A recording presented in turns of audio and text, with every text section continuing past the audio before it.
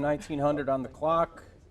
I'd like to call to order the Village Board meeting of November 19th, 2025. Roll call, please. Hollenbeck. Here. Kirklow. Here. Schultz. Here. Jacobson. Here. Trendle. Here. Bruning. Here. We are missing one trustee. She is the chair of the Fire and EMS, and she has said that she's going to try to make it to this meeting as soon as she's done with that meeting. So, if we could stand for Pledge of Allegiance, please. I pledge allegiance to the flag of the United States of America and to the republic for which it stands, one nation, under God, indivisible, with liberty and justice for all. Right. Lucy, proof of posting, please. The agenda was posted in the upper and lower levels of the Amundsen Center, Badger Bank, the post office, and our website. Okay. Number 4 is public comment.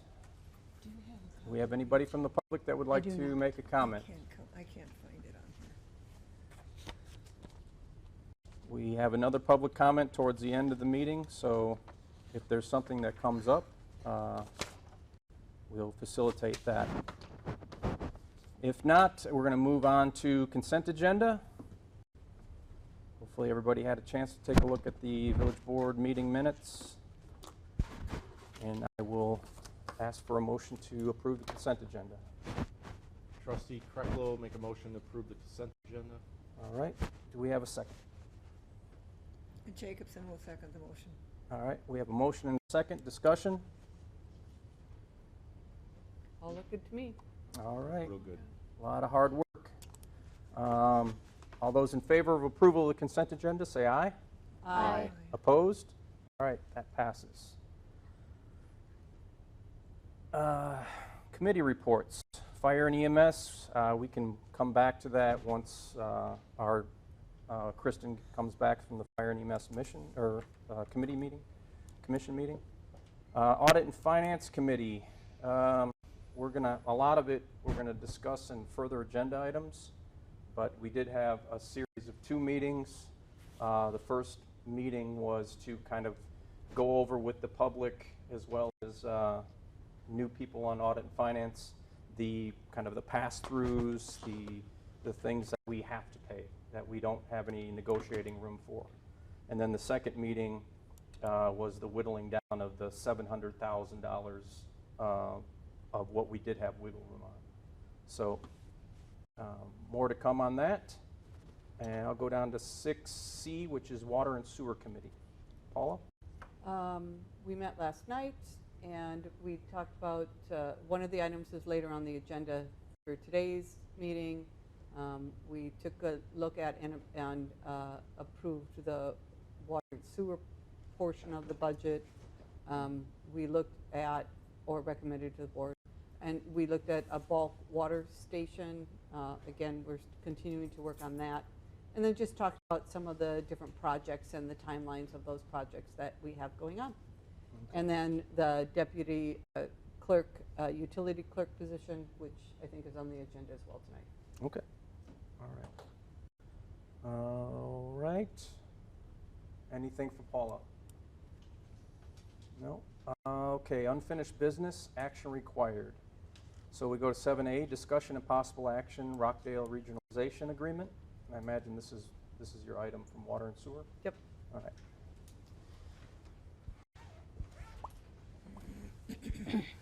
Matt, I did print the updated agreement that you had sent today. Yep. Perfect. Matt, just for the audience's purposes, can you state your name and who you're with and all that good stuff? Yeah, Matt Castillo with MSA Professional Services. Thank you. So we met last night, Water and Sewer, and we reviewed the agreement. The thing that was missing from last time I was here was the financial portion, and that Ellers presented at the last meeting. And so we incorporated the new proposed rates in here, and so that is section 7 and 8.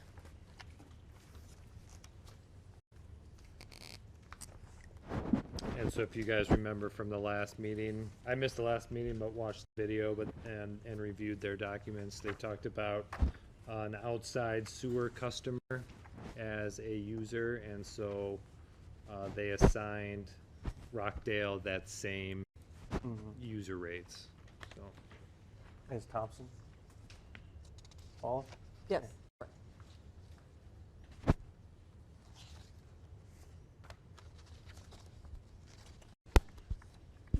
Here's the bill. Oh, thank you. So we tied everything to the ordinance, and so if there are any major changes to the ordinance, that it would apply to this agreement as well. One of the other changes we made was Steve talked about monthly sampling. We'd Just to- originally had quarterly in there, and so we changed that to monthly. Yep.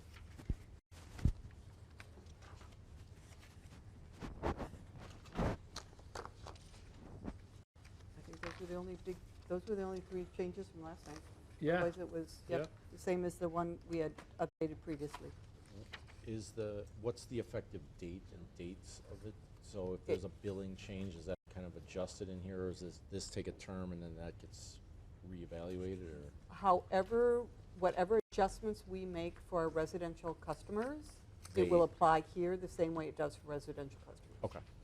Brian Romer will be at our December 9th Village Board meeting to go over one last time that rate case study, which is the handout with the tables that I gave you. And this agreement does not, we're not taking any action on that rate case study. This is just the agreement. Yep. Okay.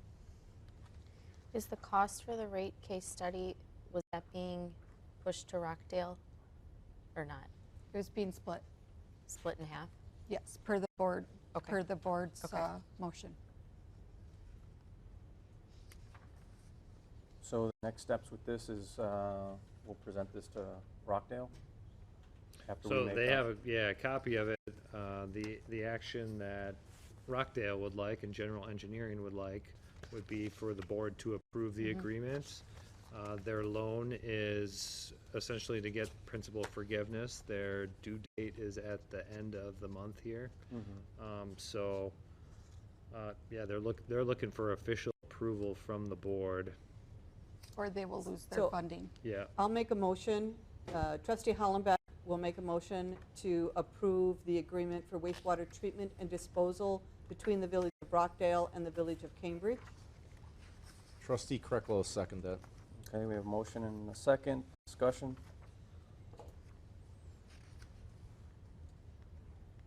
Sounds good.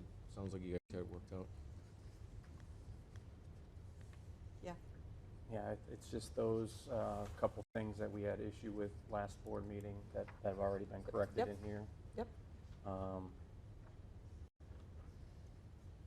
We have a Rockdale member in the audience. Do we have any issues with this as stated, or have you had a chance to read through it yet, or no? The only questions I had, Matt and I talked about, clarified. It's all good. All right. All right, if there's no other discussion, go to vote on this. All those in favor of the Rockdale Regionalization Agreement, say aye. Aye. Opposed? All right, it is approved. I will sign this when we have is this the official document or no? Yeah. Is I'll sign Appendix this. A on the back of that? What was that? Is Appendix A on the back?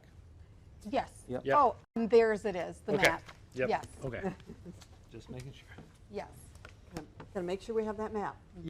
yes. The map is at the very last page of all of your packets. All right, thanks, everybody. Thank you. Thank you, Matt. I'll scan you a copy. Well, I'm in a training tomorrow.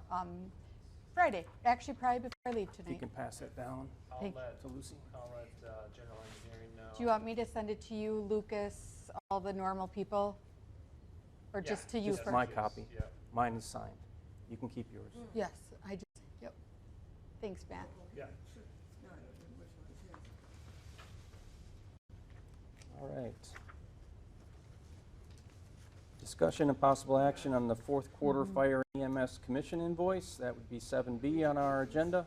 I'll make a motion to pay I'm the sorry. fourth quarter Fire and EMS Commission invoice. This is not, All right. I'll second.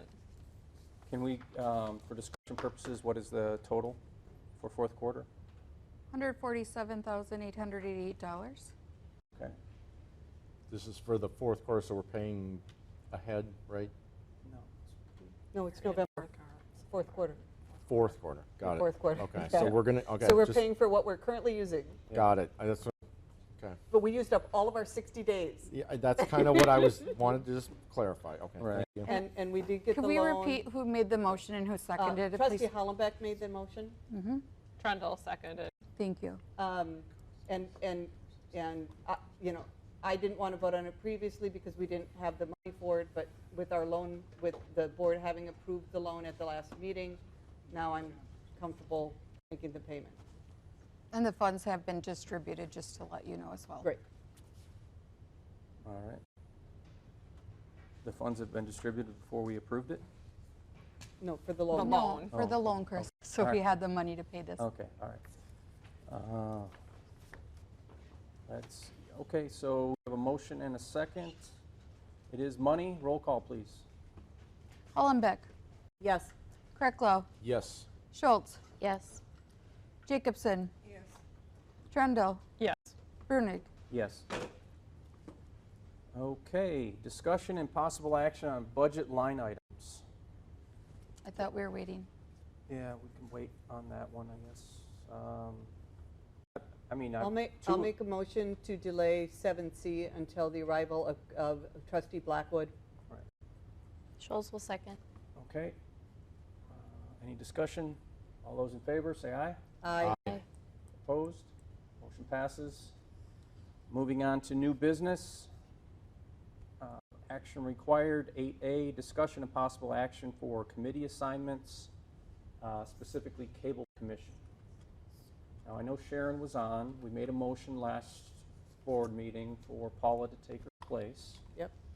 So what do we need to do for actionable items here? Well, who's the other village board member from Cambridge? Because there needs to be another one, And that'll be me. okay? And then we need an at-large person.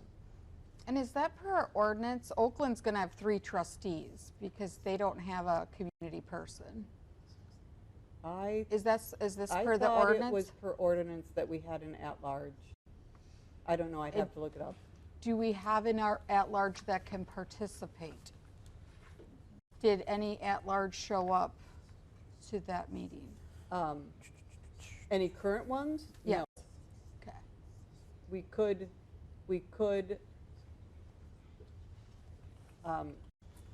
appoint Dean Hollenbeck, who also serves on the Plan Commission. So, and he would be able he would be To able, be there for the December Right. meeting? right. Yeah, I'm showing for this year, we had Sharon originally as chair, now Paula, Ted Coombier, and Wyatt Rose as members at large. Okay. So, And And Wyatt, I did talk to Wyatt, and he didn't even know he was a member. Ted, I don't think Ted knows he's a member either. Yeah. okay. So, All right. So I can assist. Do we need to make a motion for me to be the second person on? so I'll make a motion to assign Chris Brunig to the Cable Commission. Trustee Hollenbeck makes that motion. All right, do we have a second? I'll second. Trustee Kreckle, second. All right, we have a motion and a second. All those in favor say aye. Aye. Opposed? All right. Motion passes. Anybody here at large want to volunteer to be part of the cable? It is a daytime meeting, warning. Figured I'd solicit the audience here before the online folks grab it up. All right, nothing there, so. So then at the next December meeting, do we want to figure out who we're going to yeah, assign as an Dean. at-large? I mean, Yeah. Dean can be a fallback. I mean, if we find somebody else, that's fine, but he's willing to help because he knows we need to have the position filled. Because we need to make sure we have a quorum for the next meeting.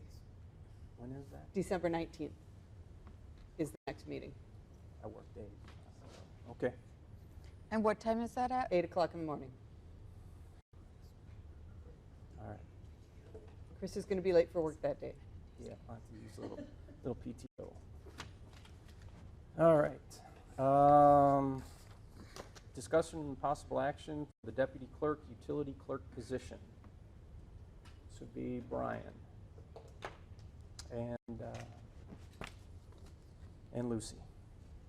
Lucy, there was an email in there, correct, in our packets? Well, our current utility clerk, let me go from Yes. utility, because 70% of the position Water and sewer. is water and sewer. And it is a 70% position. So it's somebody who really, we have like pretty much, 3/4 time for that position. The water and sewer felt like we'd have much better candidates and it'd be better overall for the village as well if we made it a full-time position with the village paying that other 30%. And this is just an updated job description because, which made total sense, but at Water Sewer last night, they did approve this. Utility clerk, because Water Sewer Storm pays 75% of the wages, it needs to be utility clerk slash oh, and I didn't put clerk, just a slash deputy now. And then hey, I tried. It was last night. But, and then I just rearranged the essential duties, put utility clerks first, and made a few, I'm sure I'll have to revise this one more time before it's posted. But basically, the primary responsibilities firsthand will be utility.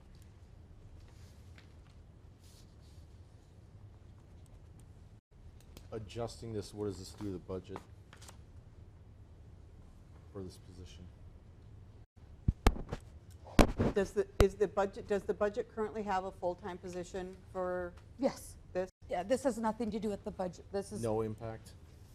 We just want to make sure the budget that's been The budget that we negotiated. negotiated already has a full-time position. Okay. Yes. Already Okay. initiated in there. My position on this was originally,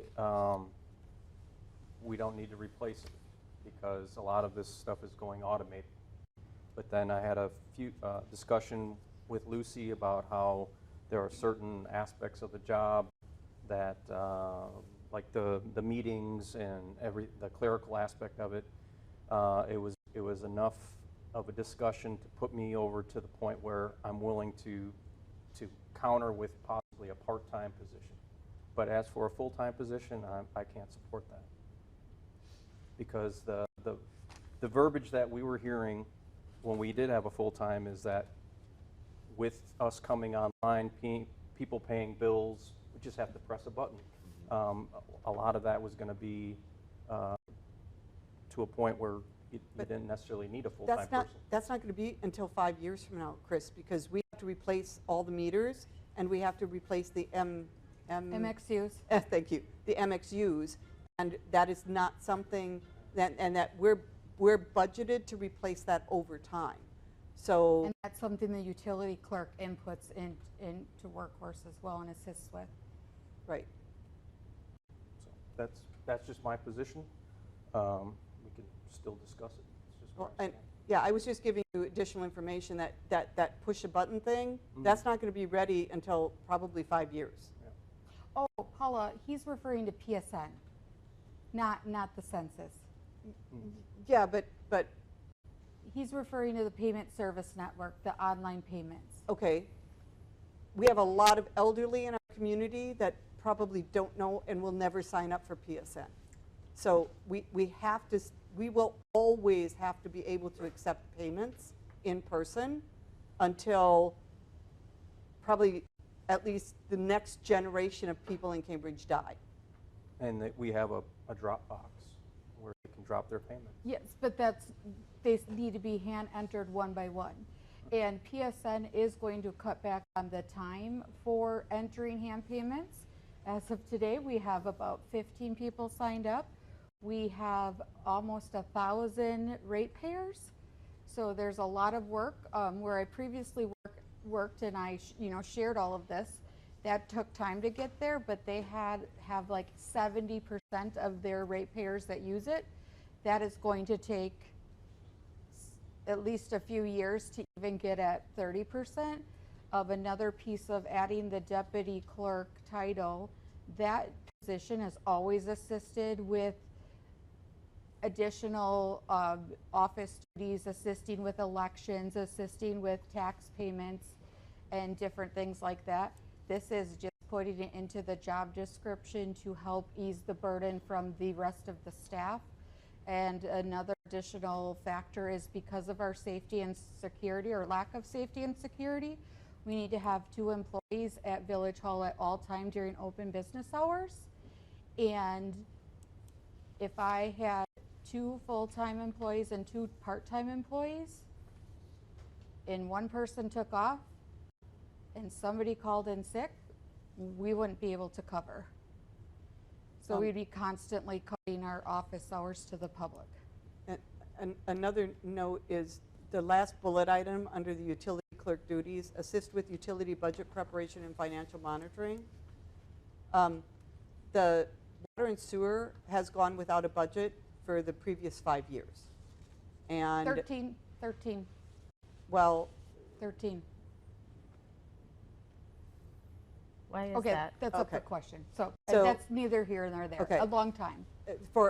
so they've gone without a budget or with any financial stuff for a long time because our treasurers were taking care of it, but none of our treasurers ever did.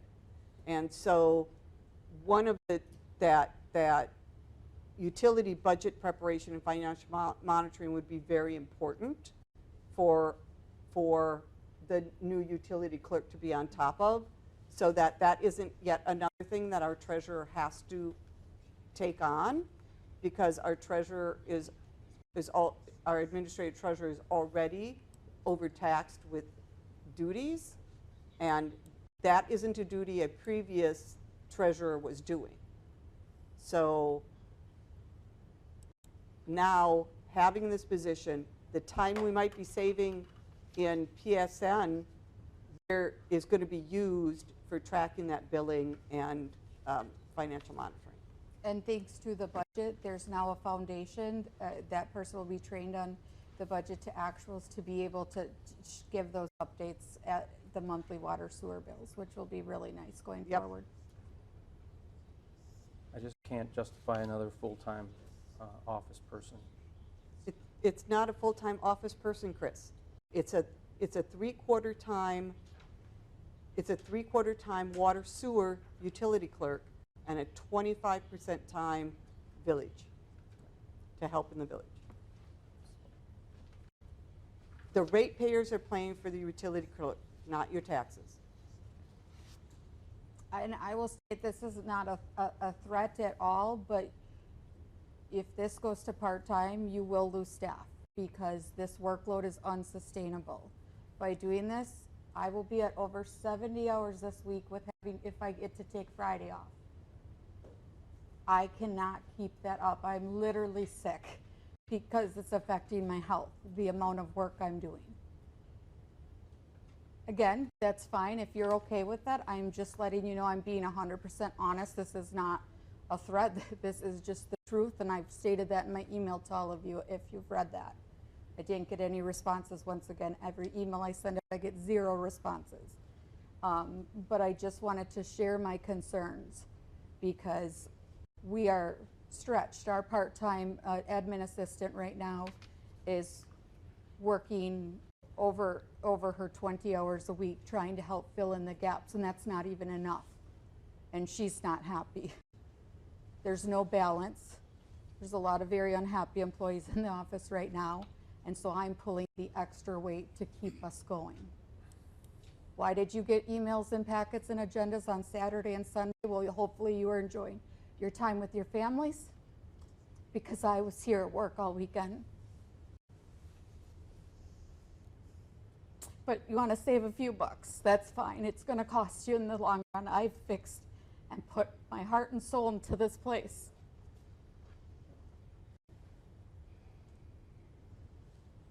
Save some money.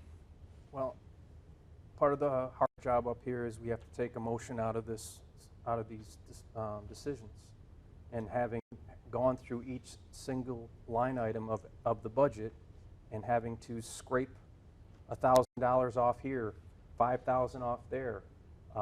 We come down to a situation where, okay, we're now taking $3,500 away from tree removal and $3,500 away from salt, Chris, so we can provide, excuse me, so we can provide a 2% raise for our staff. So Chris, this is already built into the budget. This is already built into the budget. I would rather give the $3,500 back to tree removal and salt and make this a part-time position. And no, it's got to be a 3/4 time position. It's not a part-time, and you don't have a say over that. Water and sewer is paying for 3/4 time. Everything from water and sewer comes to the village board. We have a say. The buck doesn't stop with water and sewer, Paul. What was the current position, part-time or The full-time? current position was at $30.92 an hour. Our job posting is for $22 to $25 an hour. That But was is she And it was full-time? full-time. at full time. This is not adding a position. This is not increasing pay for that position. It's a huge decrease. If anyone wants to do the math, $25 would be the very max pay times 40 hours a week times 52 weeks a year. That's, I believe, $52,000 a year, where that position was, Mary, do math for me. It's like over 65,000 plus, closer, for sure 65. So I mean, it's a over $10,000 decrease right there. And you also have to keep in mind fringes and life insurance are also a big decrease because they are based on that hourly rate. Both the taxes that we pay in and the life insurance is based on that hourly rate, so that is also a savings. And the benefits. Yes, Be- that beyond- employee took full So- health insurance. So this board agreed to add in an additional public works position that we had eliminated. Because we understood that asking our public works people to be on call more than 1 week a month was untenable. There's no difference in office staff coverage. Yeah, but if we want to go for what the record is, we also made Cody make the choice of either a new snowplow or a new staff member. And he went with the new staff member. So what choice are we going to do then? Right, how are we gonna pay for it, though? It's already in the budget. We didn't knock anything off of that line item? We Well, then left you it take as the chance is? of other office employees leaving because of the workload. Well, that's always the chance. We're always That's going fine, to take we're the all chance. replaceable, Sharon. Well, If this position isn't filled, the work just has to be done by other staff members, Yes, correct? which has been on myself. Our admin assistant does know how to enter utility payments. I'm the only one that knows how to do monthly utility billing, ACH payments, late fees, et cetera, adding to the tax roll because I was a utility clerk in my previous jobs. And so and again, why not train somebody else? I don't have time to train anybody else right now. But That the slows me window down. coverage is still an issue. We're running real low on just at least having some coverage. We are absolutely. That's why we have shortened village office hours to try to help, but that's not really helping a whole lot. I make a motion to approve the hiring of a full-time utility clerk and deputy clerk position.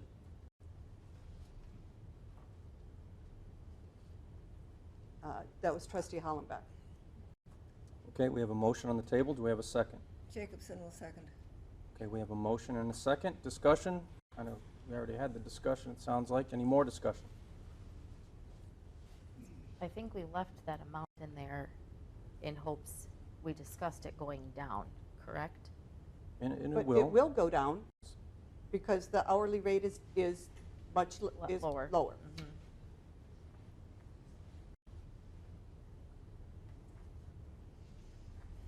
If there's no other discussion. I guess we can do a roll call. Schultz, I need a minute. Hollenbeck, Yes. Trendle, Yes. Krecklau, Yes. Brunig, No. Jacobson, Yes. Schultz. No. All right, the motion passes. When will this go out? Tomorrow, All right. or maybe tonight. All right, so moving on to discussion and possible action PFP resolution. Right, so in doing the budget, Lucy, you're going to have to help me with the numbers here, but going through each line item, and Sarah, you can assist as well. We came down to where we were at the very end, still in deficit of 200 and what, 20-some thousand dollars? 220 some odd $1,000 in the red. And that's what facilitated us taking a look at what the PFP situation was, and I believe with the PFP resolution, that'll actually put us in a positive, a little under $2,000 for a full PFP resolution. Clarification, it will not be in the positive 2,000. The Public Works training needed to be added, that 4,000. And once we get to the budget line by line item, I will share that Cody and myself found an additional $2,000 to cut. So now the budget is even with the PFP. Okay.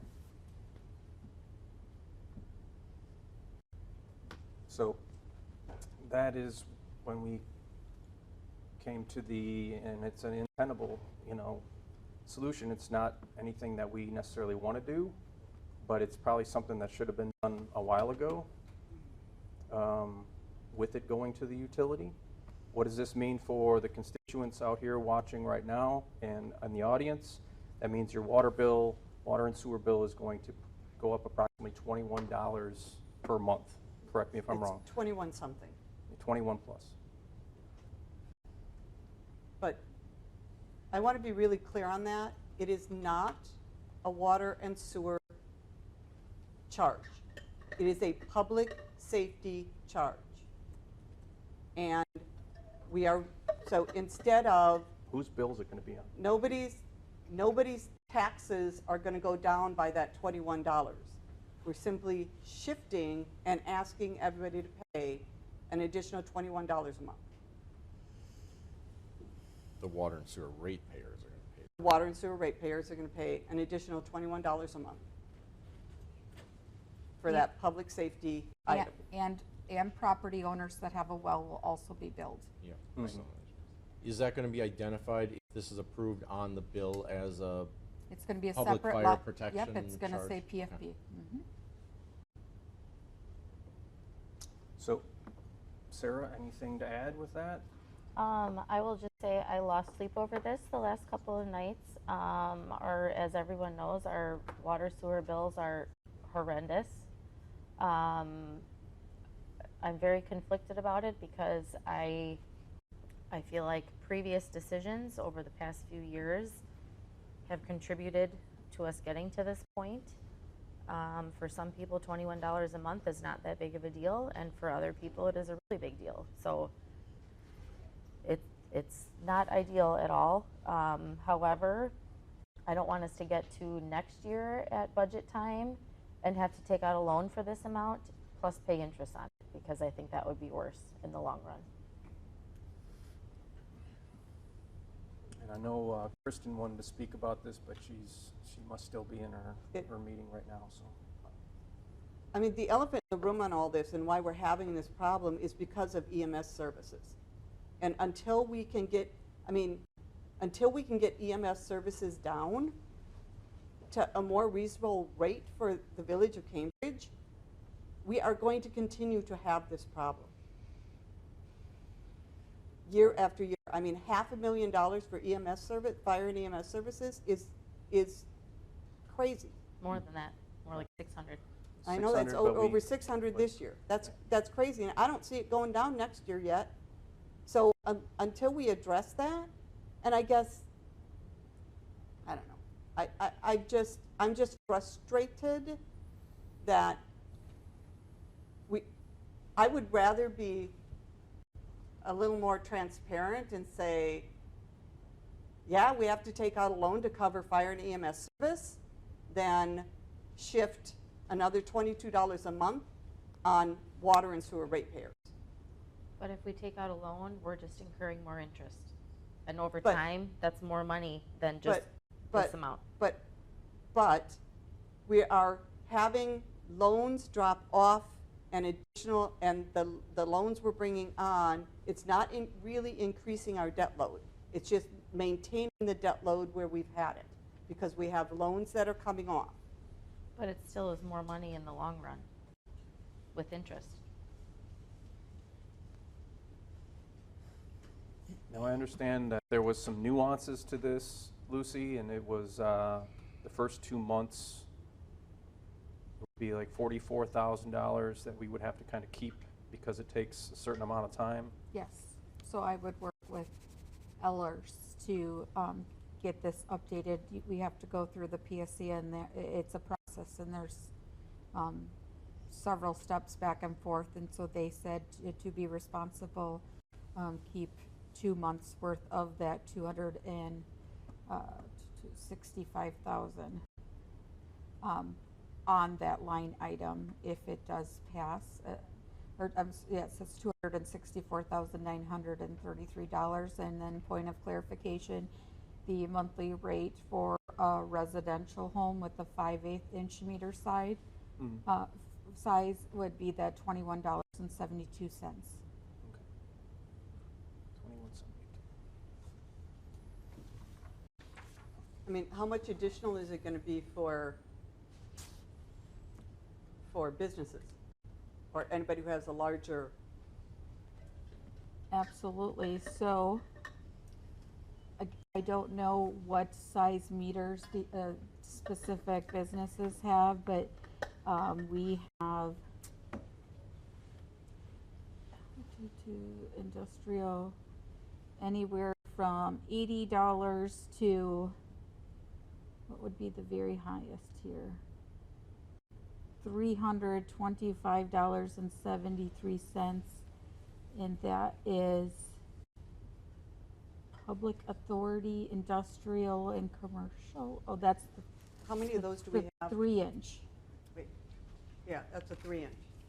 The 3 inch. We have 6. It looks like. Yep, 6 total. And that would be an additional. So 6 of our businesses are going to be paying an additional, how much a month? $325.73.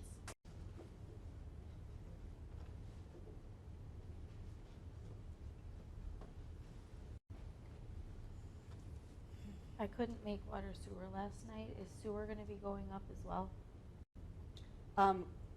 If this goes on, we are not going to do the recommended, we are going to, because water and sewer doesn't have final say, as I was very well informed in the meeting today.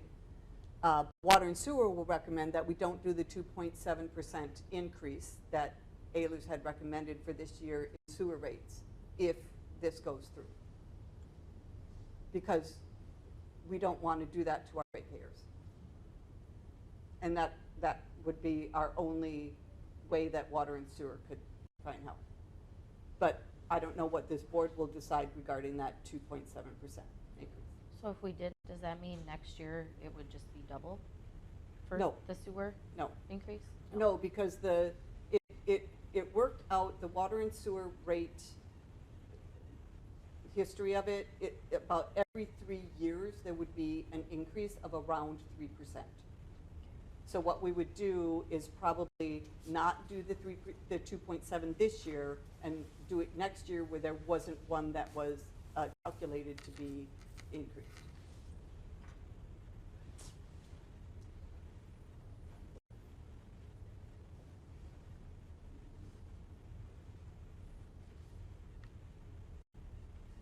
Well, I will, so we can continue on this conversation. I'll make a motion to approve the PFP resolution as written. And if I could get a second. I hate it, but I will second. Okay. Continue discussion. So if this doesn't happen, then our budget is just where it's at, correct? It's We in were the probably negative going to be. 200 some odd thousand. Correct, but that doesn't put the money on the ratepayers, right? And it forces us to really, again, force the issue. What are we doing with this fire and EMS bill? It is not going away.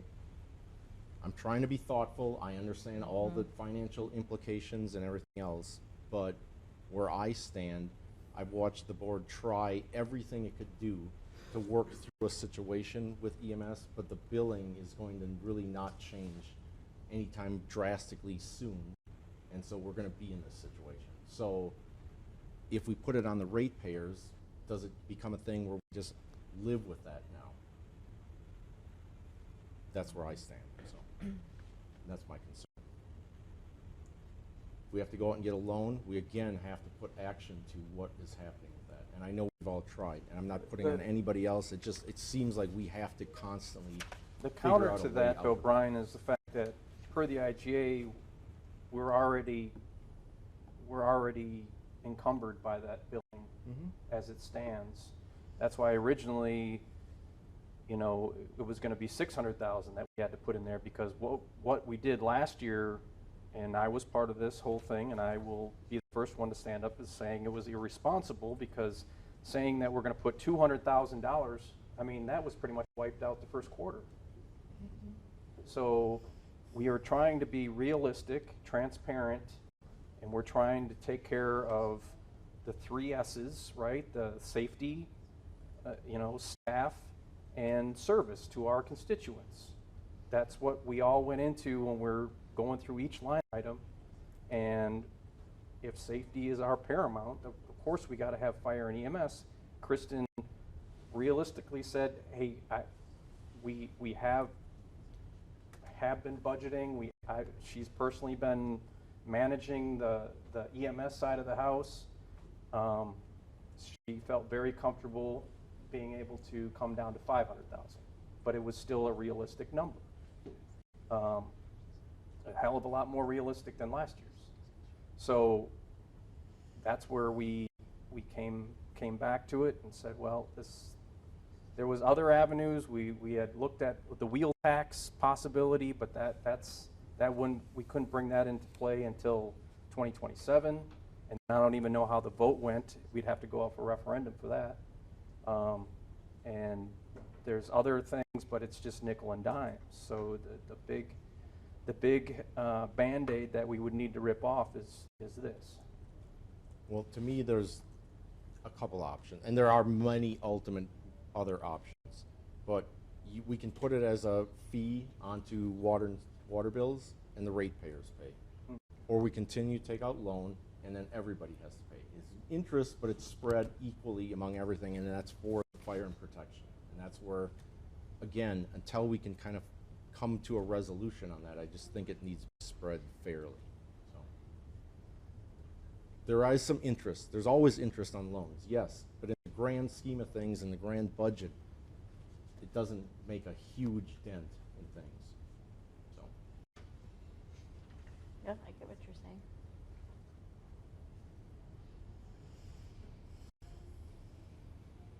but I welcome further discussion. I'm just one member. So. It's important. I think, usually when we get into these situations, the Audit and Finance Committee will have to go back and shave more. And I don't know if there is any more that we can shave off. We were here for 4.5 hours plus, and there was some that we shaved off $15.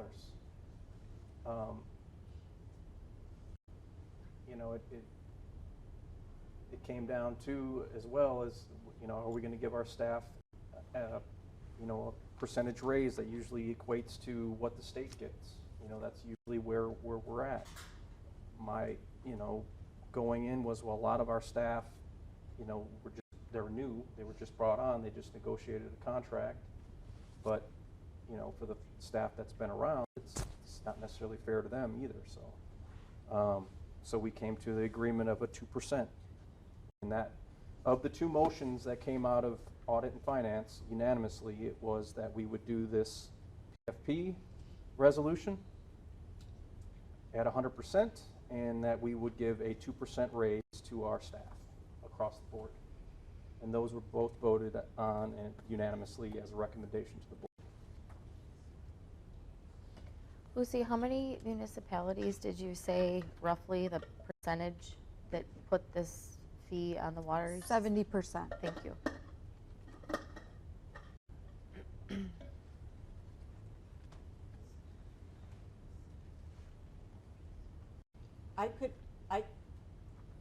I would find this so much more palatable if we phased it in versus all at once.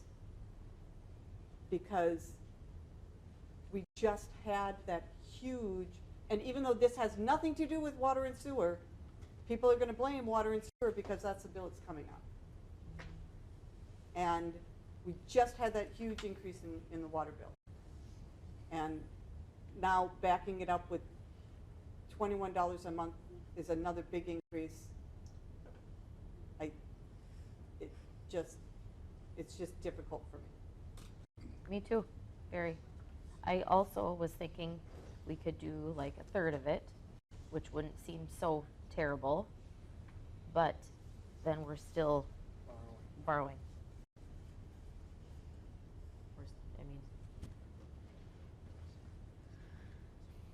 The thing is, though, once it goes on, it's never coming off. We're not going to remove it. That doesn't happen. So,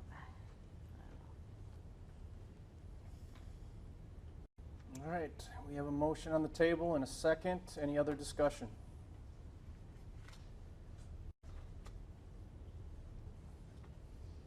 And I think a lot of this was, you know, like discussing the other budget items. That's, you know, unfortunately, that's taken $10,000 off of the library budget.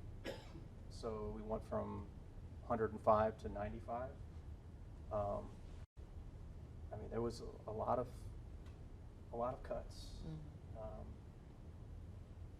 So to go back and to try to cut another 200 some odd thousand, I don't see.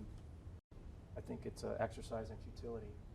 we did not look very closely at the police stuff. I know we discussed it, but we didn't like actually look into it or look into changing contracts, or I'm just saying that's another very large chunk of money that I think would be worth looking at. I don't want to cut police either at all, but it's a huge chunk of money. So I don't know, I would be willing to look at that. I wouldn't want to cut police service. I don't either. It's a shared contract with Deerfield. But that doesn't mean it has to be that way forever either. Then we take out a loan and we're honest about the fact that we're taking out the loan so that we can cover fire and EMS services. So Paula, are you saying then we don't necessarily go back and cut every single line? We cut fire and EMS from $500,000 to Like we did last year. and then we take out a loan. $300,000. That's irresponsible. I think we'll be in the same situation. Or we take out the loan like we did the $200,000 loan in order to make our Although we're budget trying balance. to avoid taking out any more loans. That's what we're trying to do. That's great. That's, And we have an opportunity to where we don't have to take out any more Right. loans. all right. Because it's just more money in the long run. I don't know that anyone is going to change anybody's minds on how we're going to vote, so I would like to call the vote. Okay, roll call, please. Kirklow, No. Hollenbeck, No. Schultz, Jacobson, No. Trendle, No. Brunig, Yes.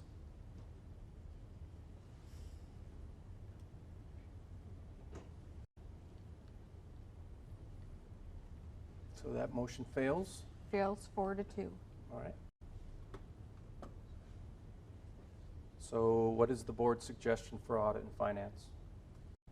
We can, when we do the budget line items, is that where it be appropriate for us to discuss that? Yes. 'Cause that's, All right. Moving on to 8D, discussion and possible action, extraterritorial CSM Lot 1 of certified survey map number 685, recorded in volume 3, page 44 of certified survey maps of Jefferson County, Wisconsin as document number 725537, and located in northeast 1/4 of section 7 to 6NR 13 Echo of the 4th PM, town of Oakland, Jefferson County, Wisconsin. That was a mouthful. has Oakland approved this? Yes, we just have to. Oh, so Oakland has approved it? Yes. Okay. Yep. I'll make a motion to approve the CSM that Chris just talked about. That was trustee Hollenbeck. Trustee Kirklow, second. All right, we have a motion and a second. All those in favor, say aye. Aye. Opposed? All right, motion passes. Discussion and possible action for extraterritorial CSM, part of the fractional northwest 1/4 of the northwest 1/4 of the fractional southwest 1/4 of the northwest 1/4 of section 31, township 7 north, range 13 east, town of Lake Mills, Jefferson County, Wisconsin. So, Has Lake Mills approved this? Yes.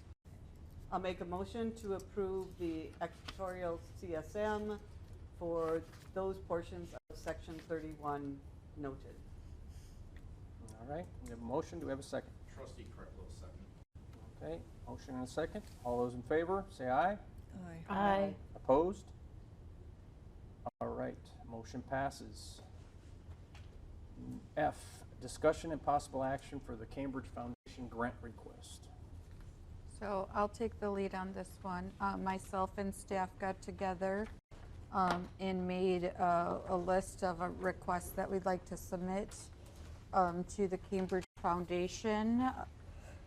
And these are the items and that we would like to submit. And tree planting, $7,000.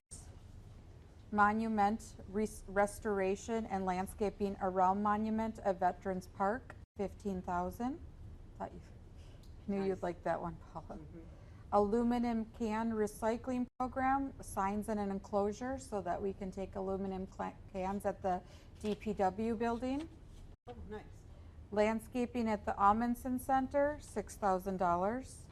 Replacement flags for Main Street, those are 3x5s that we just had up for Veterans Day last week. I think that was last week. $350. 2 replacement flags for the Village Hall flag on the Spring Street entrance, $500. Those are 5x8. Downtown beautification flowers and garland, $5,000. Fountain maintenance, we cleared that line on the budget, $1,000 for the fountain maintenance. And election supplies for the 4 elections in 2026, $2,000. And that was also an item that we reduced.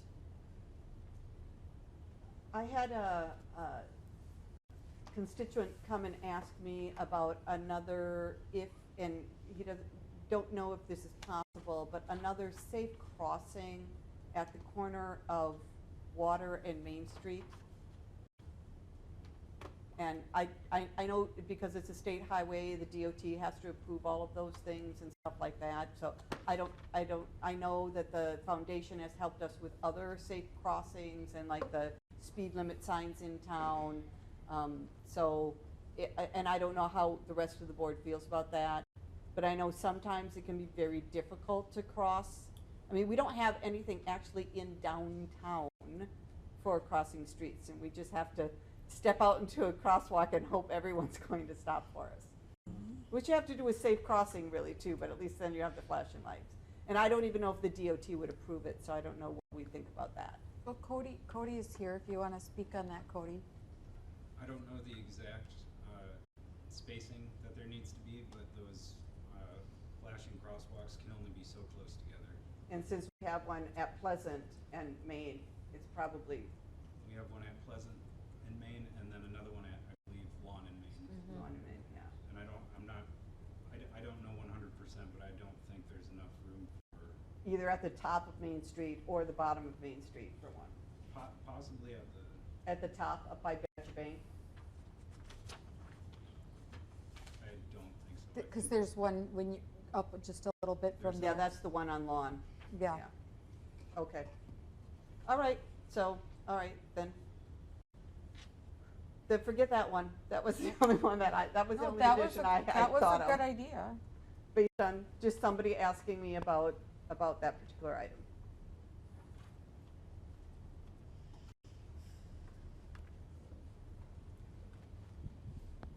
Okay, do we have a motion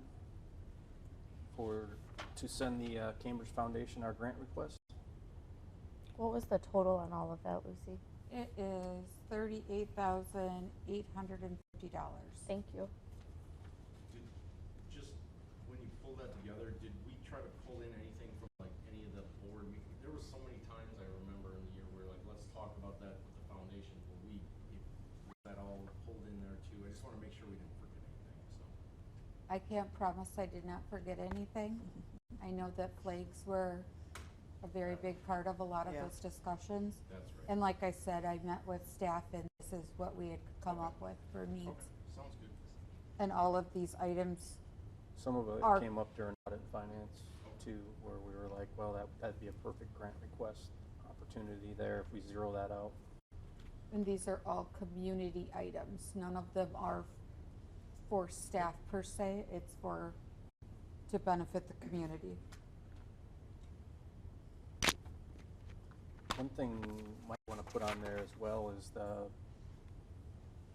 maybe a request for the second phase of Linda Bagley Court Park.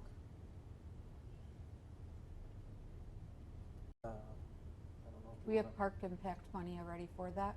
The second phase? Yes, we do. And the foundation did deny the previous request for park equipment. All right. That's why we went with the Probably smaller not- playground, not so wise we'd to go have back enough with that left again then. to do the second half. All right. Do we have a motion? I will make a motion for our staff to send the Cambridge Foundation our grant request. Scholes will second. All right, motion and a second. All those in favor say aye. Aye. Opposed? Motion passes. Looks like we still have 7C, discussion of possible action, budget line items.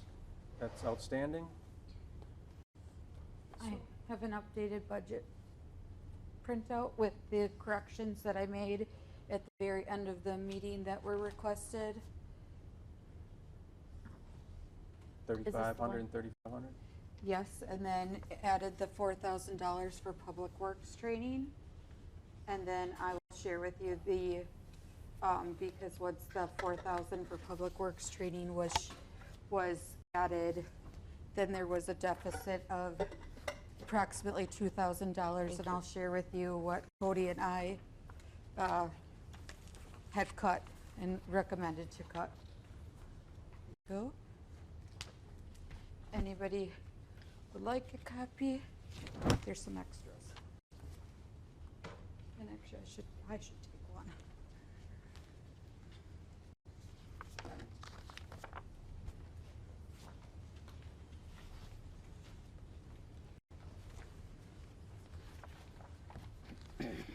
So, again, after adding the $4,000 for public works training, which just to share to members of the community that we're not here for audit and finance, the Public Works Department has never had a line item for training.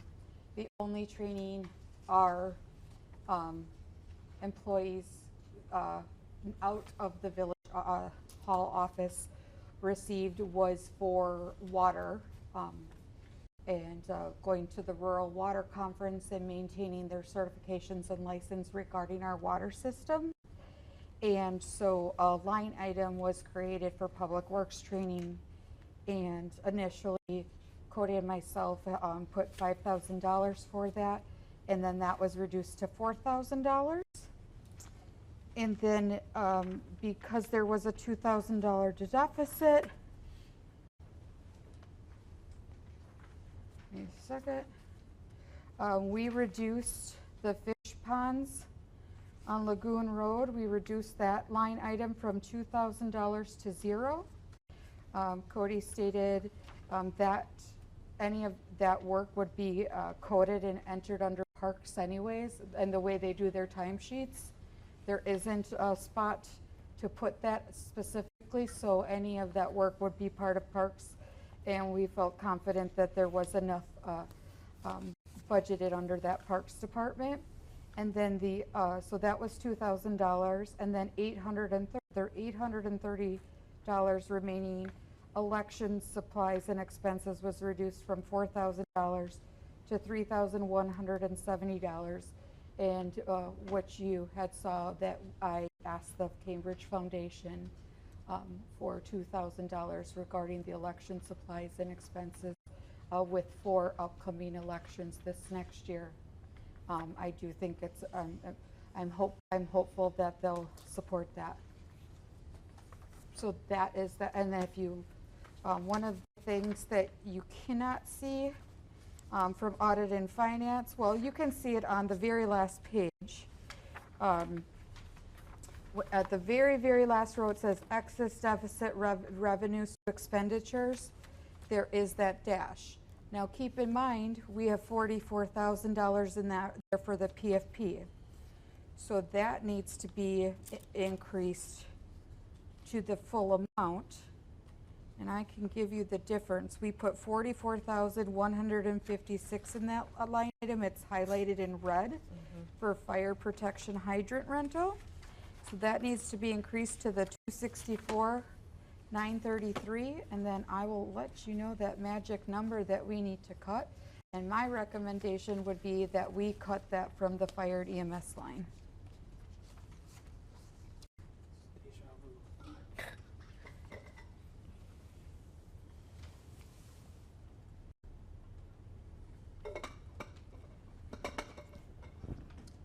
So that amount would be $245,777, and fire and EMS on this is at $500,000.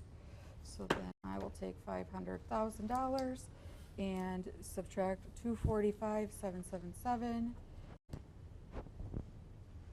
and that would leave us for the fire. Again, this is your decision, but if that was the way to go about it, that would put the fire and EMS budgeted amount at $254,223. Say that number again, please. $254,223.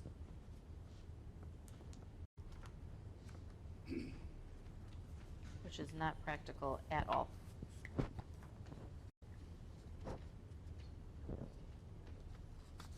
Well, since we're playing this exercise in finance right now, and we did already pass a motion to hire a full-time at the rate of $25 at the high end, right? Mm-hmm. Yeah.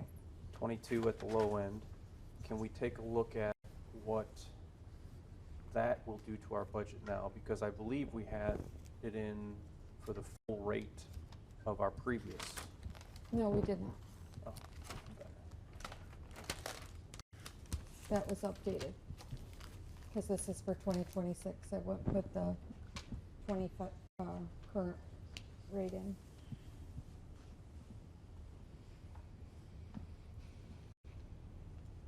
Do the highlighted items have any meaning, or are they just highlighted from? The highlighted items are the fixed items, where they're Highlighted in yellow or all? highlighted in yellow.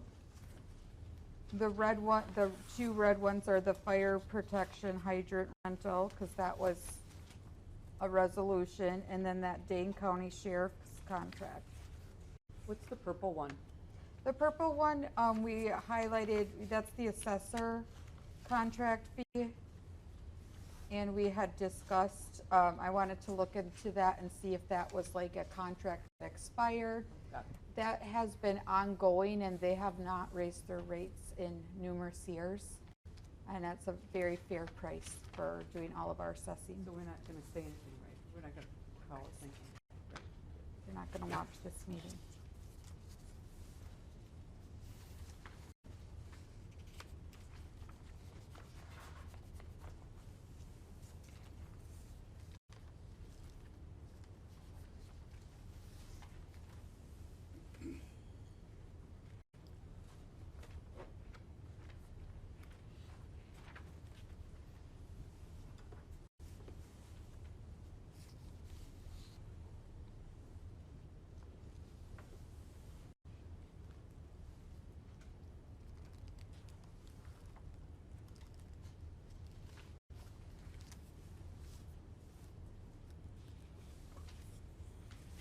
So it looks like we can go ahead and, we have a choice here, you know, we've got a couple options. We can, the board voted, so per the board's vote, we can, the easy thing to do would be to subtract that from fire and EMS, but is that a realistic number? No, it is not. So this, I guess the second thing we could do is borrow for that amount.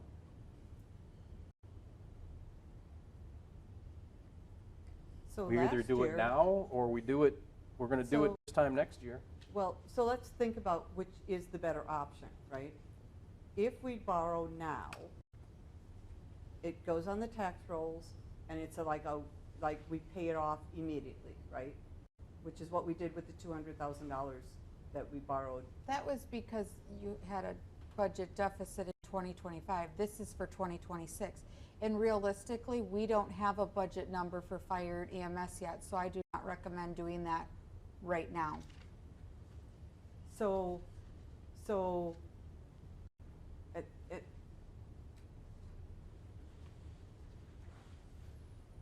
and last year when we were having this conversation, we originally, the Audit and Finance Committee originally recommended that we take out a $300,000 loan. The board at that time sat there and said, well, let's just reduce legal and let's just reduce fire and EMS by $100,000 so we only have to take out a $200,000 loan. So what we're asking to do, if we reduce fire and EMS, is it's not like it's the first time we've done it. And then then we can take the loan out next year when we know exactly how much money we're going to need for that loan. To me, that's the most transparent and the least burdensome for our taxpayers. And long-term, more money. But then that is going to force us to continue to put pressure, what Brian said earlier. It's going to force us to continue to put pressure on fire and EMS to get that problem solved. Because until that problem is solved, we will have this exact same issue every single year. That is what has caused the issue Take a bathroom since break we while you're went talking. to private EMS service. Sharon needs to use the bathroom. Are we good with the recording? We need to take a break? We got another 20-ish minutes yet. All right.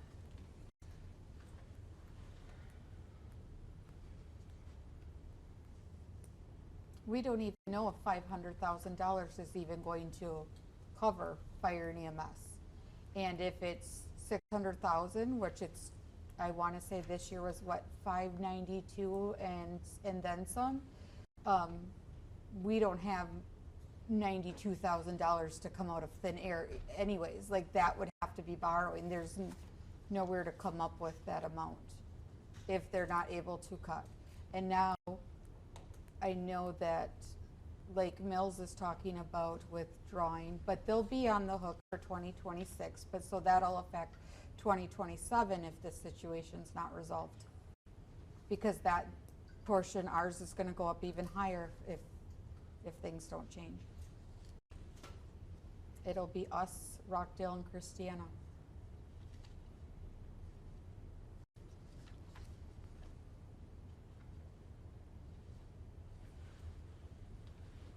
All right, so what is the board's decision here on what we're going to do for these line items? Because there is a deadline that we have to make. We have to have this posted in the paper by what time? It's already posted in the paper. It- Without the fire EMS or with the number that we have on No, it had to be posted in order for the public hearing, and you are able to modify it before the public hearing and even at the public hearing. I mean, yeah, budgets, you make your best guess with the information you have at the time you have the information. And the public hearing's Friday, December 5th at 6 PM. My recommendation is that we reduce fire and EMS to the amount that's necessary to make it balance with it, and then knowing that we most likely will have to borrow next year for it. So that's essentially like lying on this, if we know that that's not gonna cut it. That's just like making it work when it's not gonna work. But we don't know what that number is going to be. We know it's not gonna be the 200 something. So that's, I And we very knew much that last disagree year, with too. that. And we knew that, but by delaying it, because we don't know what the number is going to be, then if we say, okay, instead of that, we're gonna go ahead and say we wanna borrow the money, and we don't borrow enough, and we'll still have to borrow next year. So I would just rather borrow in one lump sum what amount we're going to need when we know what that's going to be.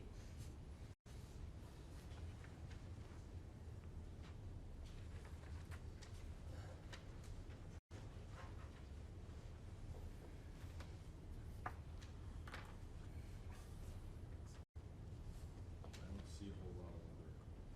I mean, if you want, you can take out the $250 for the Arts Council, and I'll just donate an extra $250 to the Arts Council this year, on top of what I normally donate to them.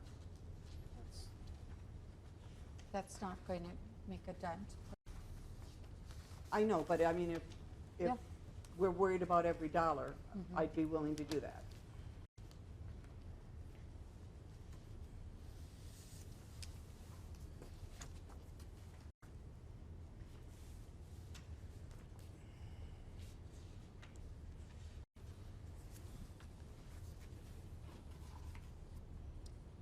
Well, again, I think to kick this back to audit and finance will be a exercise in futility. We've kind of went through everything that we could possibly do. I mean, the next thing that comes is recommending that we cut personnel or we cut big ticket Or items. police, like the stuff that nobody wants to cut.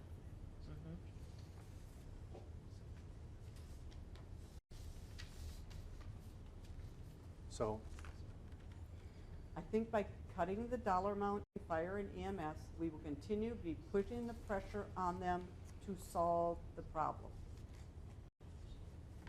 But if they're not gonna solve the problem, we have to try and take steps to solve the financial problem, and we're not. We But the can't rely financial on. problem is fire and EMS. It's not just that. So It's so Where is just else, that- where it's else are we years- where else are we Years overspending? of decisions. But where So- else are we overspending, Sarah? You've gone line by line through this. You Yeah. know that there's nowhere else.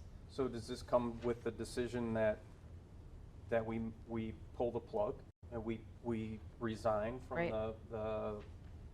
the Fire and EMS Commission? We take ourselves away from the intergovernmental agreement? I mean, we've been down this road before, and we've always came up with the conclusion of what's that going to do for a voluntary fire department? It's going to take them away. That's why we had to come back. So, Right now, just to catch you up, we're at the line items, discussion and possible action, the budget line items. We've covered everything else, and we came back to that because we delayed that for Thank your you. arrival. Okay. Sorry, I got here as soon as I could. Okay.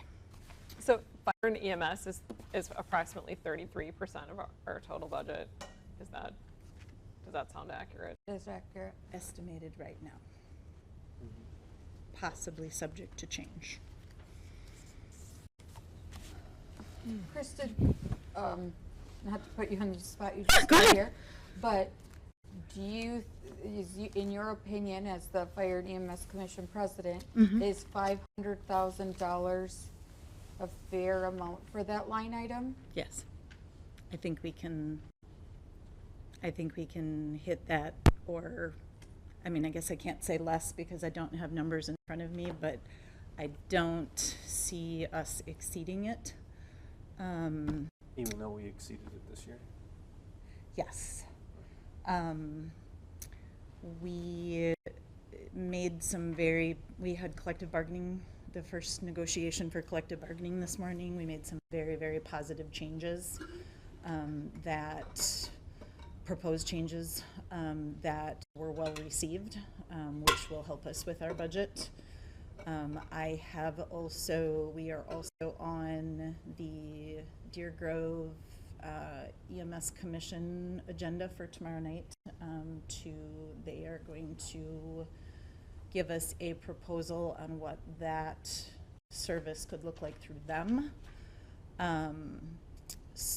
And we also just extended an offer to hire our new EMS director.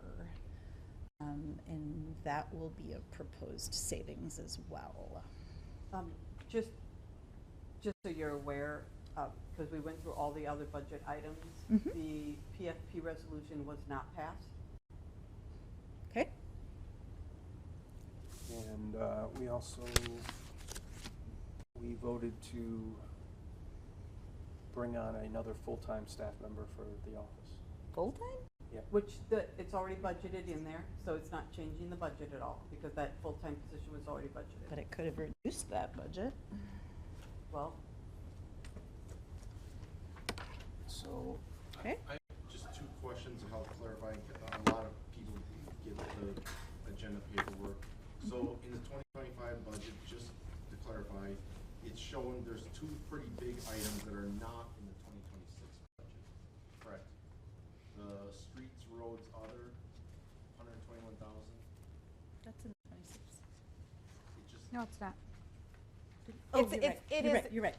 It is in there as a revenue, but we don't have a project, so it is not in there as a line item. And then the vineyards incentive payments.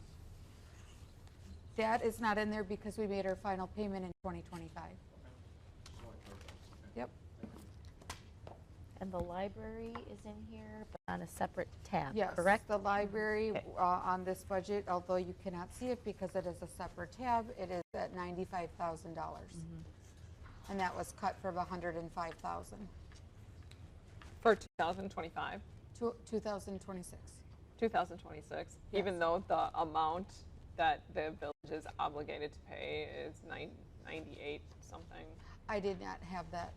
That was not given to me. Okay, because the 2024 was the $95,000. And That was- 2025 we'll pay was what we were 95. obligated. Okay. 90, Yeah. so we'll pay whatever we're obligated. And Okay. so you're saying that amount is what amount?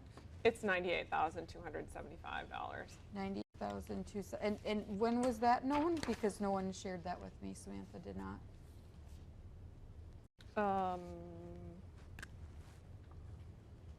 I think it was in one of the resolutions that was signed.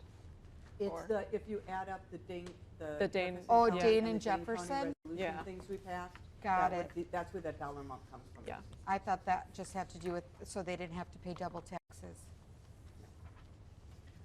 And what is there's a line item here that says Friends of Cambridge Library. It's on the second page, and I was just curious about that because that, Yeah, that's not a factor. I don't know, that was used back in 2024. We don't have that in the budget. I understand, I mean, not this year, but there's like 200,000 in actuals and listed. Back for 2024. I can look into that. I'm not sure Okay. what that is. Yeah, because it feels like a little, like almost misleading, a misrepresentation of Oh, of something. I'm thinking so. that is an accounting error in Okay. 2024, to be honest with you, and I Okay. can look it up in Workforce. Thank you. Which page is Seeing that on? it. Yeah, I don't see it. It's revenues, it's in revenues. Revenues. It's the sec, it's Oh, like the last two thank you. items on the top of revenues, on the top of Got page it. 2. Thank you. Let's see, TIDS, okay. Oh, there you go. Okay, where is it? Right here. Right here.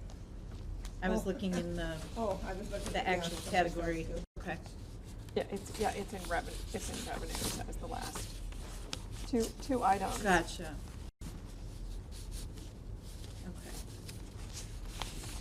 All right, so what else do we need to discuss for the budget line items? I think on the table, we got a suggestion that we take the amount of 200 and, what is it, 40, 50, $254,223. out of the fire and EMS budget. And we're gonna be right back into the same spot we are this Yeah, year. we went through that already. Board didn't have a problem doing it last year. Because we did. We did, but Doesn't we mean we didn't also have So we- took a $500,000 loan out that Okay. ticked off every single person in the audience. Right, and it pissed, I mean, but we don't know what, we need to get, fire and EMS is what the problem with our, is the biggest issue in our budget. That fire and EMS is the biggest issue in our budget and has been for years. Okay. So, by addressing fire, we need to address fire and EMS. Yes, we do. Period. 100% agree. Okay. But we have to address it realistically. And cutting out 75 or 275,000, cutting that in half is absolutely unrealistic. That is barely going to cover our fire side of it. And we knew that last year when we did that as well. We knew we were going to have to take out a loan. We're going to have to take out a loan. So either we take out the loan now, or we take out the loan next year when we know what that amount is going to be. So we're going to take out another one-time loan. Thank you. I'm sorry. You guys can be as snarky as you want to be. It's not snarky. That was snarky, Kristen. It was snarky, and I didn't appreciate it, but that's No, I think a fine. lot of it is we got to learn from our past mistakes, and we have to evolve. We're devolving. Yeah. We're We're not not devolving. We're being realistic. being we're realistic being is not putting transparent. fire and EMS at a $250,000 budget limit when we know damn well it's going to be over 500,000. But we're being transparent that is where, and then by doing this, we're going to continue to put pressure on fire and EMS to find a solution that is long-term tenable. We can't keep expecting other people to fix the Village of Cambridge's problems. We are the board. We can't just say, they have to figure it out. They have to figure it out. We have to start figuring it out. And we saw how that works. When we rely on other people to fix our problems, they're just not going to do it. And again, we are, to go off of what Brian was saying, we're already in bed with the fire and EMS for 2026. If we really, want to make a change, we say, okay, we're going to get out. But then where does that leave us with our volunteer fire department? Which we have to have. We have to have a fire department. We won't have a fire department. Because the fire department, if we withdraw, that will fold the district, which means everything is, per the IGA, everything is Has to be dissolved. distributed to all the entities that are in the intergovernmental agreement.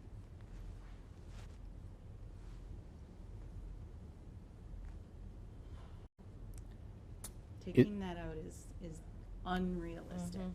That's why I said if we really want to talk transparency and you know, being open, then let's just go ahead and pull the trigger on the loan now. Because But, otherwise, we're just going to wait until next year and go through the same circle of hell again. but we don't know what that amount is going to be. Our president of the Fire and EMS said that it's going to be $500,000 or less. That's all we know. But that or less, why would we take out a loan for more than we need to take the loan out for? So we can Because balance that our or budget. less makes a big difference. So we're gonna go into another fiscal year in a deficit spending because we won't acknowledge that there is costs that are gonna be associated. Or, Acknowledging it. or you were gonna add $20-some a month to everyone's water bill, right? Which, yeah, Right? would have balanced it. Yes. Okay, then we wouldn't have to borrow the money. But You're we right. took $20 a month on every single person's water bill to pay fire EMS bill. And that never comes off, right? We're just gonna keep continuing that. It's And I didn't think because that was it's equitable. gonna When we be, take out a loan, everybody, the taxpayers pay, right? but it's so, going to be I don't done say it's anyways. good, but, you know, maybe there has to be a phased in, right? Some coming from, you know what I mean? There's got to be some sort of equity in that to cover up that gap, I think. That's what I think. I would pay the $21 if you folks. We don't did need All right. comments from the audience. We got public comment coming up.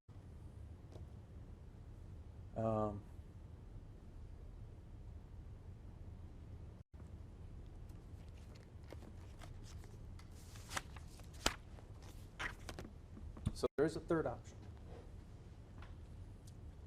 The third option is what you were speaking of earlier, Paula.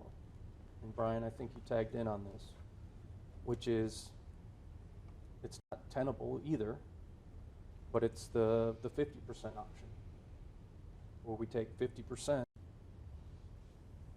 and we put it towards the ratepayers. What would that bring the budget to, if the board is open to that? I think that's more palatable. So I'm just $10 gonna need instead It those- of also still puts, $20? yeah. I think it would still put us in a position where we would have to borrow.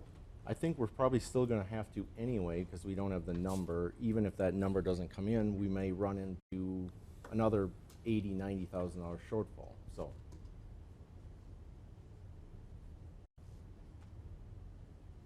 Do we know what those numbers would look like, Lucy, or no? Give me a minute. On Monday, when we talked and we looked at the 50% think it was option. like No, we looked at 33%. Nope, we Yeah. looked at 50%, 88,000, that in taking in account the 44,000 that we had to withhold for the 2 months. For January, February, we Yeah, would have yeah. had 88,466.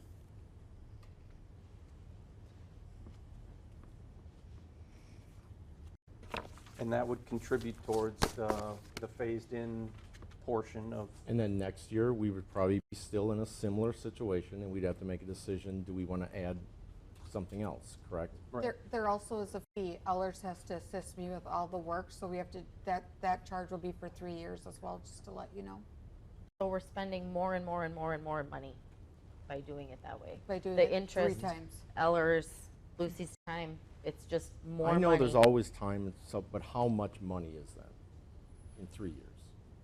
Some It's- Ellers money and It's some time. I know. $2,000 each time for Okay. Ellers.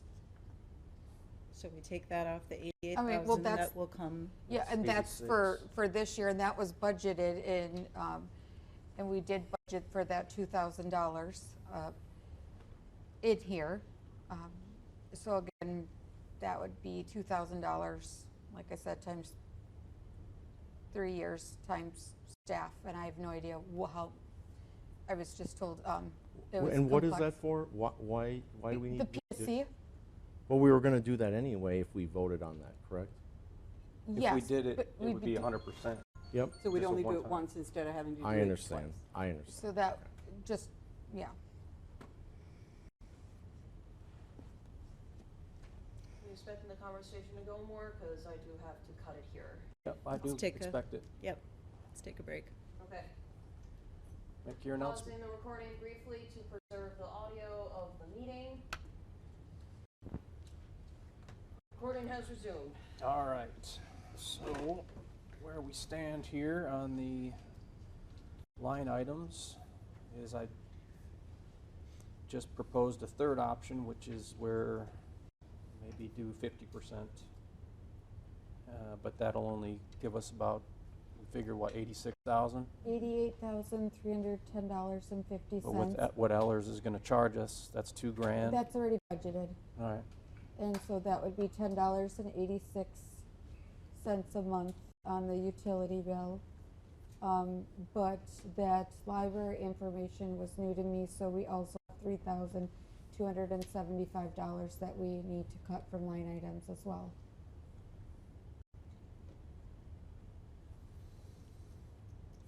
So now, do you want to take that 250 out of the Arts Council?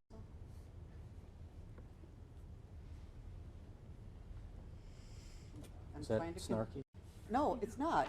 I'm trying to contribute We in all any way donate I money. can. We all contribute money, Paul. No, I know that, but I'm trying to contribute to finding a solution here. Maybe the solution is we have another audit and finance meeting and figure it out. Guess so.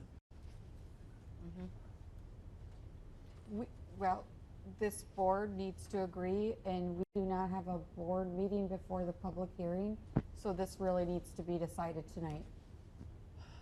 If we go back and audit and finance works on it, then the rest of the board does not, there's not another, I mean, I guess, unless our public hearing's December 5th, next week's Thanksgiving, and I'm not doing it next week, that's why we pushed this meeting up. And the very first week of December could add another. I'm unavailable because I'm out of town. You're not, that's right, you're not available. And we have a public hearing on Friday, December 5th. So this really needs to be decided tonight. Buckle in then.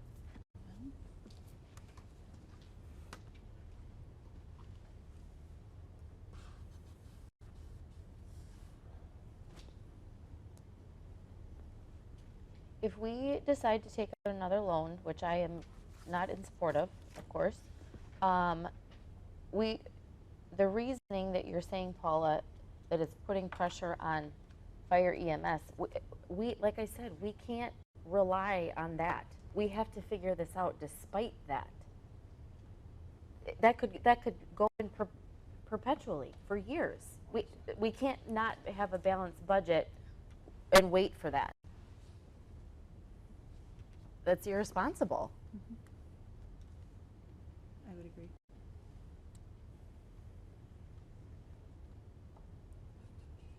I would rather budget appropriately and be pleasantly surprised, potentially, than be. Then let's phase in the PFP.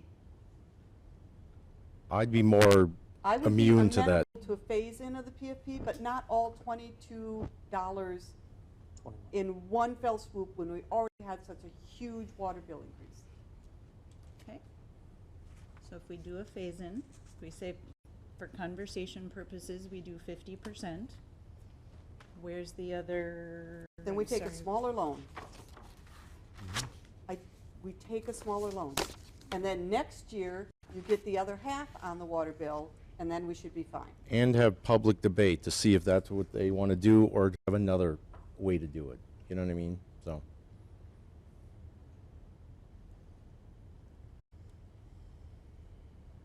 Correct me if I'm wrong, Ellers said it is not wise to take loans to cover Operations. operations. Well, Yes, they everybody did knows say that. But sometimes you have to do that.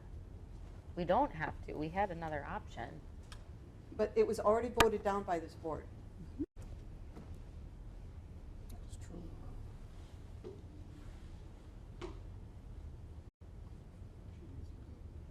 And we already approved the clerk position for the, And we did.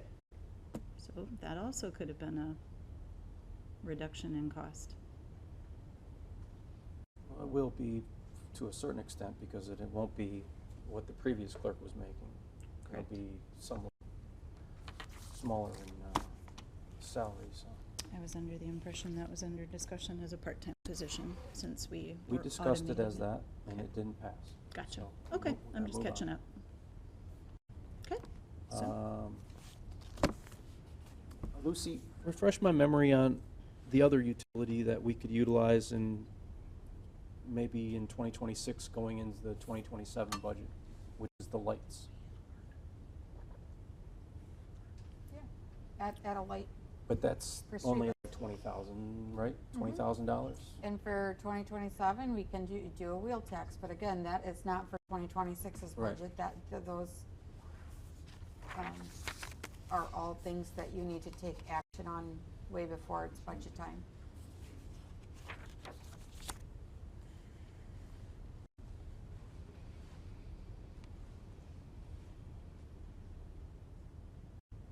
Which is another reason I think monthly audit and finance meetings are critical.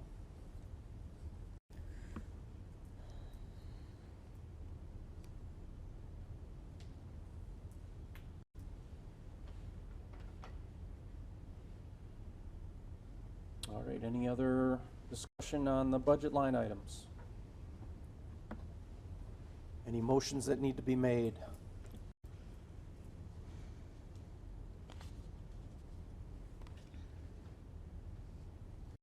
well, we have to come to some sort of agreement. I'll make a motion that we reduce the Fire and EMS Commission fund, or budget line item, to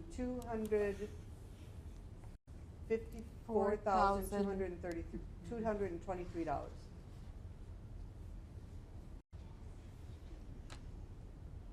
I'll second. Okay, we have a motion and a second. Any discussion?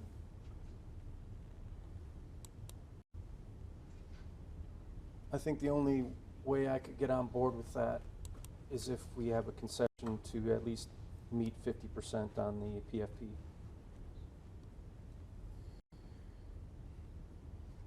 But that's, again, I'm only one of 7, so. But if we had that, then that wouldn't be the amount. We So wouldn't then have my motion would be moot.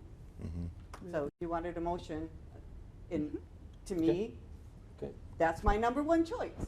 Now, are there other choices? Sure, but you wanted a motion, and that's the motion that I decided to go with. So the amount with the $88,310.50, which is that 50% of it, and $10.86, again, keep in mind, that monthly amount is only for residential. In our packet from 2 to 3 board meetings, all of that information is in there for community members' reference, and then cut that in half.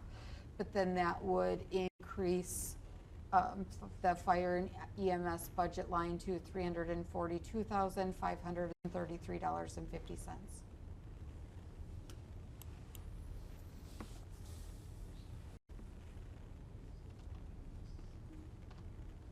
Which if we follow through with a fire-only IGA, it was budgeted at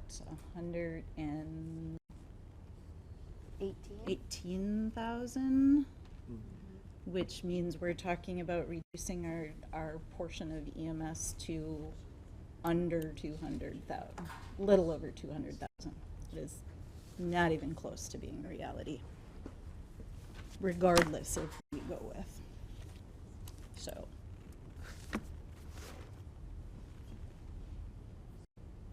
So do we want to take a vote on the motion I put out there, and then if some, well, I was depending just on- going to ask if you wanted to amend, but I if we do can- not. Okay, you do not? All right, we have a motion on the table, we have a second. Who seconded? Brian. Oh, I missed that. Thank you. Roll call. Can you repeat the motion, please? Yes, the motion would be to reduce the budget line item for fire and EMS to $254,223. Second, motion by Hollenbeck, seconded by Krecklo. Okay. I'm going to do roll call on this one, please. Brunig, No. Blackwood, No. Hollenbeck, Yes. Cricklow, Yes. Trendle, Yes. Jacobson, Yes. Schultz. No. Motion passes 4-3. Okay.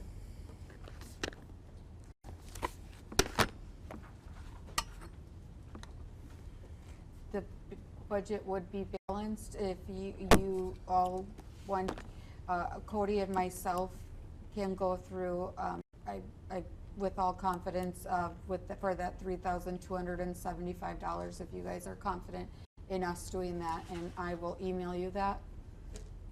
What changes were made. That is a small amount. I have no, I think that we can come together and figure it out. It's not gonna be fun, but we've done it many times already in the past few weeks. Would you like us to do it though, so you don't have to do it? I would rather be able to sit with Cody because Okay. Agreed. he knows, and then we have to just get creative and grant search and donation search, and we'll figure it out though. And we'll have final comment then on that at the. At the open- public at hearing, the which public like hearing. tonight, how I shared, Perfect. that we had after the audit and finance and that 2,000 whatever Yep. that we went through. Is that today or? I don't remember. And and then I just shared where that came from. All right. So with that vote, that is going to put us in the negative, right, for fire and EMS, basically. We're going to have enough, basically, to cover first quarter again. So where do we stand on paying for the rest of it?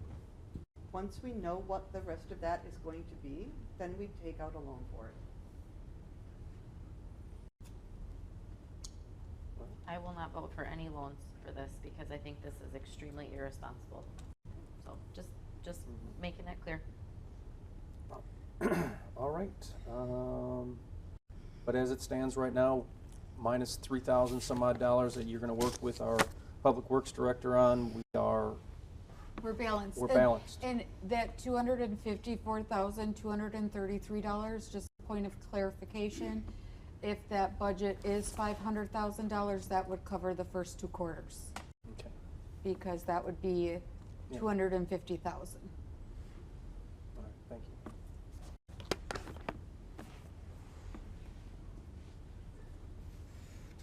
Okay, well, looks like that. Any other discussion on that line item? Budget line items? Was there any questions to any of the cuts that we did?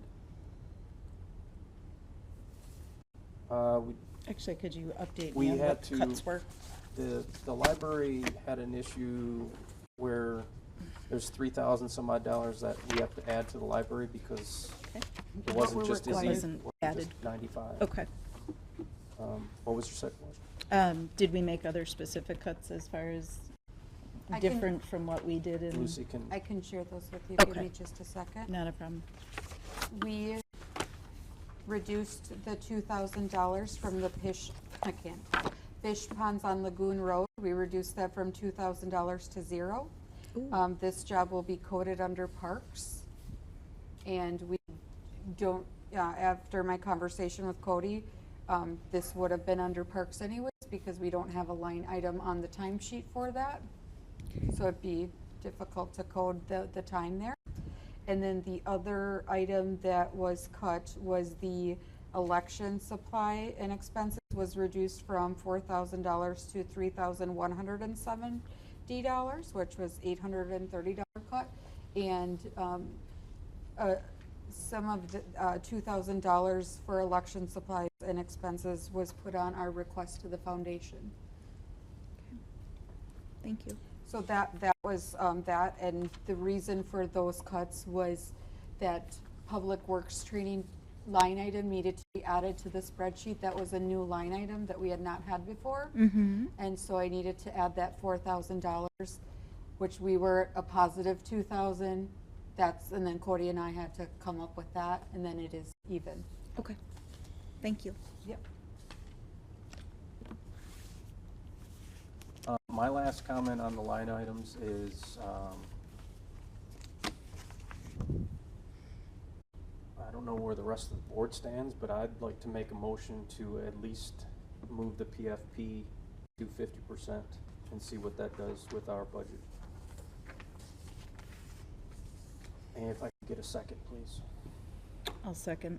Okay, we have a motion and a second to move the PFP to our water and sewer ratepayers to the amount of 50%. And then what, how is that going to then impact what We'll you're take a going look to at the do? numbers if it passes or if it doesn't pass. We don't need to look at the numbers. But I would like to know where that money is going to go, because that is taxpayer dollars. We're asking the taxpayers It'll to go up pay. to fire and EMS. Okay, thank you. Because we're asking our taxpayers to pay $11 a month more in taxes That every number month. keeps going up. I It's think really it was what it less is. than that, right? Isn't it ratepayers, not taxpayers? Okay, ratepayers. We're asking ratepayers to pay $11 more a month for a public safety item. $10.86 Right. for a residential home. And So, we have a motion and a second, so this is discussion time, so go ahead. Correct me if I'm wrong, this has to be done in how many years anyways? 3 years. 3 years? Okay. Well, it doesn't have to be done. If we're going to do it, it's best if we do it within the next 3 years.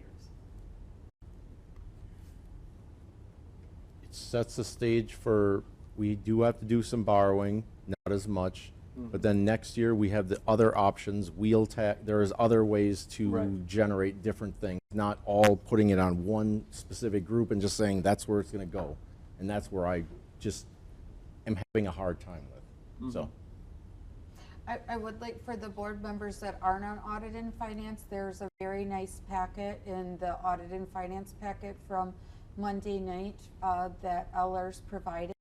And it was ways, it's ways to get revenue Revenue options. streams into the And so municipality. there were some different options. Some were very creative, like billboards and naming rights and things like that. I think that's for larger municipalities than us, but that's where the wheel tax, and then I also created a wheel tax document and showed what other communities in the area have a wheel tax. And then the one that is missing is the city of Fitchburg just passed one, but there's other municipalities near us such as Fort Atkinson that have that. And it also will tell you approximately how much money we would get, like if we did $10, $20. The range is 10 to 40 again. And that is something that all this kind of timeline and stipulations are in there for that. But Brian's packet's very informative and his other ideas too. Okay, any other discussion? Can you repeat the motion, please? A motion by trustee Brunig to pass the resolution of transferring 50% of the PFP to the utility bill. Okay, we have a motion and a second. Any other discussion? Roll call, please. Blackwood, Yes. Trendle, Yes. Jacobson, No. Brunig, Yes. Kirklow, Yes. Schultz, Yes. Hollenbeck. Yes. Motion passes 6-1. Okay. Now, I know that, well, So then do we want to increase the line item? So to that, fire and Fire EMS. and EMS? the fire and EMS line item will be increased to $342,543.50. Can you reduce that by the $3,000 I that you can do need to that. look for? I can do that. Because we know we're still going to have to take out a loan, so we might as well not have you guys have to do that extra work. Mhm. Is everybody okay with that? So what was the total then minus the $3,000? Give me just a second. I might get 3/4.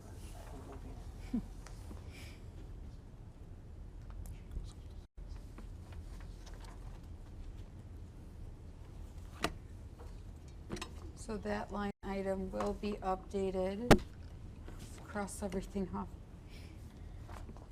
to $339,268.50. 339 to 6850. Okay, thank you. Kristen, you get the proposal tomorrow from Deer Grove, or it's just a discussion discussion. tomorrow? Discussion, okay. And Yeah. then, Lucy, just clarification on the PSP. Mhm. So now that $11 charge will go out to people who have private wells. It will Yes. go out to people who, like schools. Yes. It'll go out to churches. Yes. People who aren't paying taxes. So Yes. we'll get that group of people paying as well. Correct. Okay, thank you. Okay, right, so that was our last actionable item. Now moving on to correspondence. Anything, Lucy? No. Number 10, public comment. Anybody like to make a public comment? All right, going once, twice. No public comment. Okay, questions, referrals to staff, or future agenda items? So December 9th is our next village board meeting, and Brian Romer is going to be here to go over that sewer rate case study. So that'll be on the next agenda. And then- So you know, it will be the water and sewer will recommend that we do not do the 2.7. Yes, yes. Which, yes, that is correct. So Brian will be here to answer questions, and again, so that's the rate case study, which you all received a copy of, the most up-to-date one. And then the other item that is up is my 6-month review. I would prefer not to have to go through personnel and the village board again. It's very redundant. I basically had to have a review twice. If we could just have it in closed session at the village board level, I'd appreciate that. Yeah, that makes sense. That works. Yep. So I will add that agenda item if you guys approve, I'll add that. And then the agenda item for the public person on the cable commission, that needs to be a line item. And Public- then can we also get a line item for Ted Cumbier will be stepping down from Yes. water and sewer. He has committed to coming to the December meeting. Okay. But he will be stepping down after that. So if we can figure out who's going to be on water and sewer to replace Ted's position. Absolutely. We usually have a agenda item in December, the first meeting in December, to work something out where we only have one meeting in December, basically. Oh, yeah. Yeah, will we cancel the last meeting in December? So Mm-hmm. add that. I would love that. You Yep. guys know how I feel about that. Add that on. Okay. Cancel second December meeting. The fourth Tuesday we skip in December. Okay. Anything else? That's all I can think of. Of course, we'll probably think of a whole mountain of things once we're walking out in the parking lot, but.